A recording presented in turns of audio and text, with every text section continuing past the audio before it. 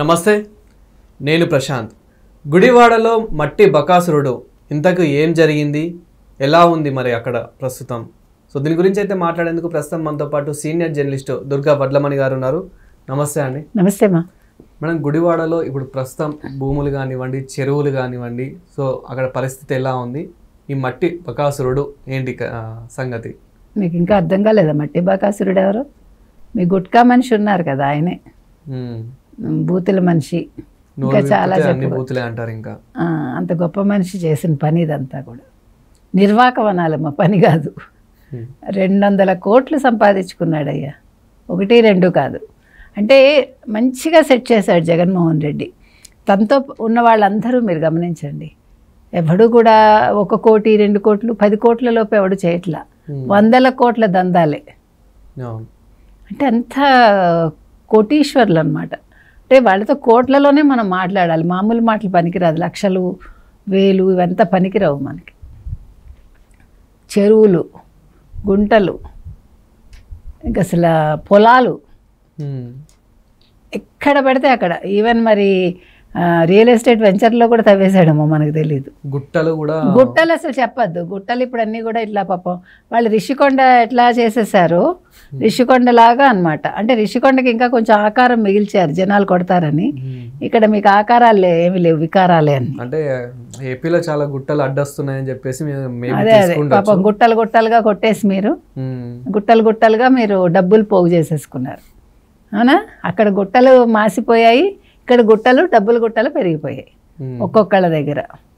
So చాలా అన్యాయం అండి. 300 నుంచి 500 లోడ్ల అమ్మకారులట ఒక రోజుకి.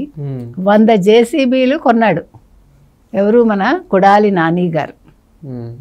కొని రోజు ఇదే పని, అడ్డొచ్చిన వాళ్ళని అధికారులని జేసీబీతో తొక్కించేశాడు. అంటే ఇప్పుడు మీరు ఇంకొక విషయం అడగాలి నన్ను. అయితే ఇప్పుడు ఎవరైనా చనిపోయారా, దాని మీద ఎంక్వైరీ వెయ్యాలి కదా, అధికారులు ఎవరైనా మిస్సింగా? సో ఈ కోణంలో కూడా ఇప్పుడు ప్రెజెంట్ ప్రభుత్వం ఆలోచించాలి. అస్సలు అలసత్వం వహించొద్దండి. కూటమి ప్రభుత్వానికి మనం చెప్తున్నది అదే. ముఖ్యంగా హోంశాఖ మంత్రికి అనిత గారికి చెప్తున్నాం, మీరు చాలా గట్టిగా పని చేయకపోతే లాభం లేదు. అంటే నేను చేస్తున్నాను కదా అని ఆవిడ అనొచ్చు, ఆవిడ చేస్తున్నారు సరిపోదు. అంటే కఠిన నిర్ణయాలు తీసుకోవాలి. ఇంకా కొంచెం ఉపేక్షించి 9 నెలలే కదా అయింది, మనకెందుకులే, మనం ముందు పరిపాలన లేకపోతే సోషల్ మీడియా అనుకుంటే సరిపోదు. మీరు సోషల్ మీడియాలో ఎంత దృష్టి పెడుతున్నారో, అంటే సోషల్ మీడియాలో మాట్లాడిన వాళ్ళ గురించి, ఇట్లా అక్రమాలు చేసిన వాళ్ళ గురించి కూడా మీరు అంతే దృష్టి పెట్టండి అని చెప్తున్నాం. పవన్ కళ్యాణ్ కోప్పడితే సోషల్ మీడియాలో అరెస్టులు జరిగాయి. ఇప్పుడు వీళ్ళ మీద కూడా అరెస్టులు చేయండి అని మనం అడుగుతున్నాం. ఎందుకంటే ఇది చిన్న విషయం కాదు. అసలు మీరు గమనించండి ఇక్కడ ఎంత అసలు అన్యాయం అంటే ఒకసారి చూద్దాం మనం. అసలు మనకే బాధ వస్తుంది. అండ్ బుడమేరు కాలువ కూడాట దందా. తర్వాత మంచినీటి చెరువులను కూడా వదలలేదు వీళ్ళు. ఇంకా ప్రైవేట్ వెంచర్లు అన్నింటికి కూడా ఇక్కడి నుంచే మట్టి వెళ్ళింది. చాలా వచ్చి ఉంటాయి కదా. ఇందాక మనం చెప్పుకున్నట్టుగా 100 టిప్పర్లు కొన్నారు. శివుడి రథాల పేరుతో గుడివాడ కేంద్రంగా వాటిని నడిపించారు. ఇదేంటిది శివుడి రథాలు అంటే? దేవుడిని కూడా వాడేసుకున్నారు, దేవుడి పేరును కూడా. టిప్పర్లు కొని వాటిని శివుడి రథాలు అన్నారట. ఇదో కొత్త కాన్సెప్ట్, మనకు తెలీదు. సో ఇప్పుడు ఏం చేశాడంటే మొత్తం ప్రైవేటు వెంచర్లకు తరలించే మట్టి ఒక్కో టిప్పరు 4,000 నుంచి 7,000కిట అమ్మారు. తర్వాత గుడివాడతో పాటు పక్కన ఉన్న హనుమాన్ జంక్షన్, గన్నవరం వరకు కూడా ఈ 1,00,000 టన్నుల మట్టిని తరలించేశారు. ఇక రోజు గుడివాడ నుంచి కనీసం 300 నుంచి 500 టిప్పర్ల లోడు మట్టిని తరలించారట. వీటి రాకపోకలకి మార్గ మధ్యంలో ఉన్న గ్రామాల ప్రజలు అడ్డుకుంటే పోలీసులు అధికారులను ప్రయోగించి అణిచివేశారు. సో ఇప్పుడు జగన్మోహన్ రెడ్డి ఏం సమాధానం చెప్పాలంటే, ఇప్పుడు పోలీస్ అధికారులు, పోలీస్ వ్యవస్థ కూటమి ప్రభుత్వానికి అనుకూలంగా వాళ్ళు పనిచేస్తున్నారని చెప్పారు కదా. ఎక్కడ పనిచేస్తున్నారు వాళ్ళు? ఇలాంటి అక్రమాలు ఇప్పుడు ఏమైనా చేస్తున్నారా? గతంలో జరిగినప్పుడు మరి పోలీసులే కదా వాళ్ళని అడ్డుకున్నది. పోలీసులు వైసీపీ కోసమే కదా పనిచేశారు. అదేవిధంగా అధికారులు కూడా వైసీపీ కోసమే పనిచేశారు. ఇక్కడ క్లియర్ కట్గా తెలుస్తుందిగా. ఇప్పుడు మేము వచ్చాక బట్టలు కూడా తీసుకొడతాము, మీ సంగతి తేలుస్తాము, 7 సముద్రాల అవతల ఉన్నా తీసుకొచ్చి కొడతాము. భాష ముందు నువ్వు సంస్కరించుకోవాలి. నీ భాష బాగుంటే తర్వాత మిగతావన్నీ బాగుంటాయి. గతంలో ఇన్ని దందాలు జరిగినా కానీ ఏ ఒక్క పోలీసు కూడా అంటే ముందుకు వచ్చి అడ్డుకోలేదా? కేవలం వైసీపీ కోసమే పనిచేశారా? అంటే వైసీపీ కోసం పనిచేశారంటే ఇక్కడ పోలీసుల తప్పు కూడా ఉంది అన్నట్లే కదా? ఖచ్చితంగానండి. మీకు సందేహమా? ఐఏఎస్ ఐపీఎస్ల గురించి ఏం చెప్పారు? వైఎస్ జగన్మోహన్ రెడ్డి బూట్లు తుడిచారు వాళ్ళు అని సోషల్ మీడియా హోరెత్తిందా లేదా? అంటే వాళ్ళు అసలు మేము అధికారులమని మర్చిపోయారు కదా. మేము ఒక మంచి ఉన్నత స్థాయిలో ఉన్న అధికారులు, మా దగ్గర ఉంటుంది పవర్ అని తెలుసుకోకుండా జగన్మోహన్ రెడ్డి పవర్ కోసం పనిచేశారు. జగన్మోహన్ రెడ్డిని గొప్పవాడిని చేయడం కోసం వీళ్ళు బతికారు.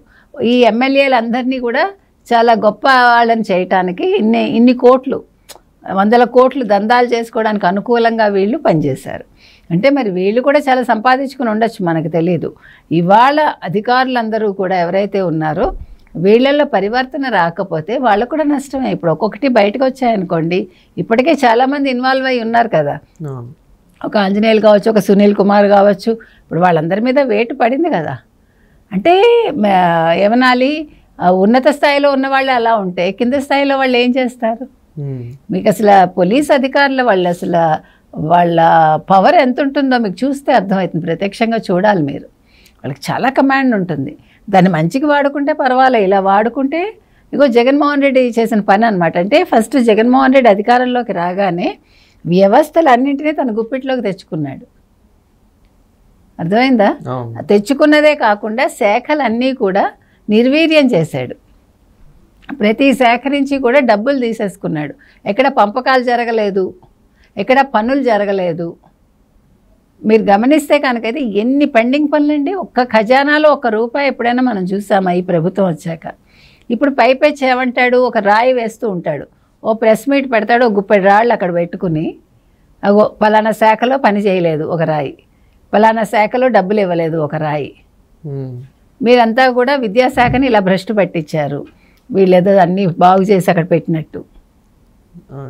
వీళ్ళు చేస్తున్న పని అది. ఇంకా తీసుకుంటే మీరు గుడివాడలో మట్టి మాఫియా ఆగడాలపై ప్రజల నుంచి ఫిర్యాదులు వెలువెత్తుతున్నాయట.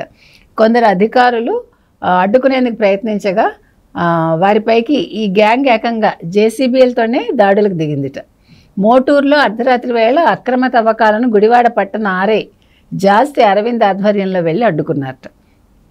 దీంతో వైకాపా నేత గంటా సురేష్ తమ్ముడు లక్ష్మణరావు రాధాకృష్ణ తదితరులు ఆర్ఐపై జేసీబీతో దాడికి దిగారు. అక్కడి నుంచి వెళ్ళకపోతే చంపేస్తామంటూ బెదిరించారు. ఇలాగా ఈ 5 ఏళ్లలో చాలా అక్రమాలు జరిగాయి.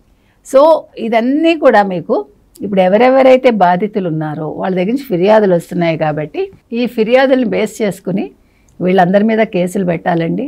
కేసులు పెట్టి గుడివాడ ఎమ్మెల్యే ఎవరైతే ఉన్నారో కొడాలి నానిని వెంటనే అరెస్ట్ చేయాలని అయితే మనం కోరుతున్నాం. Thank you. Thank you.